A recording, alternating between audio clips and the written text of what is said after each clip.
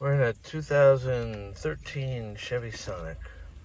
We're going to change this shifter, and from what I learned, you could just, this is just pressed on, and it's on a knurled shaft down there, and you have this reverse button right here, and that's just going to pull up into your next one.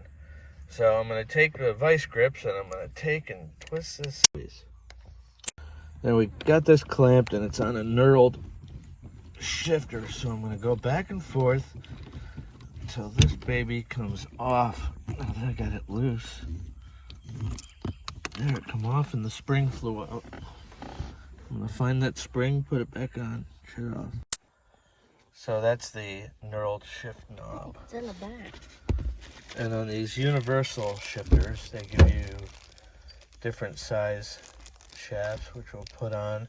I'm probably going to throw some Loctite on there or something to keep it firm. I'll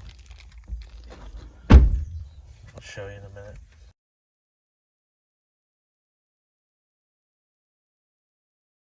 We got the spring back on. On the universal shifters, they give you all the different sizes. Ours is probably the fat one. So you can see it's threaded on one side and firm on the other. The spacer broke when we went to put it on, so I just glued it, stuck it back in there. Now we're going to stick it on here and tap it down with a cloth and a hammer. We'll see how that works. There, we tapped it on, and I thought it had to go all the way down, but I forgot about that. Now test it, shift and reverse.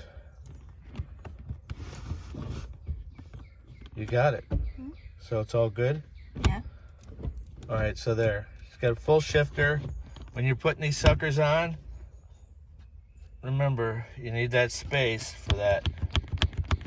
That's what you're gonna have. But you can get a little hose or something, put it around there for a sleeve if you need it. But anyway, it works. Got a new shifter because that old one just wasn't there anymore.